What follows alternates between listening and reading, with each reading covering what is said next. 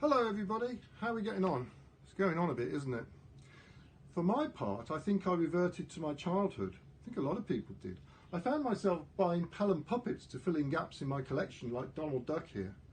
And it made me think and made me wonder what made me happy when I was a kid.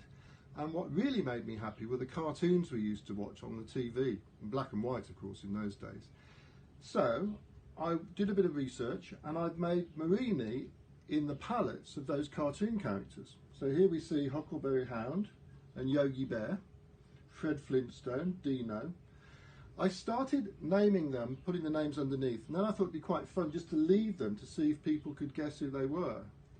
And the only one that the children know is Scooby-Doo, which is interesting because if I'd have put money on one for its longevity, it wouldn't have been Scooby-Doo.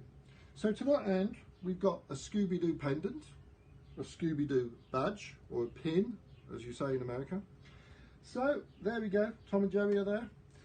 And of course, the palettes are just so happy, they're so joyous, funny, and of course they're bound to be because, after all, they're cartoons.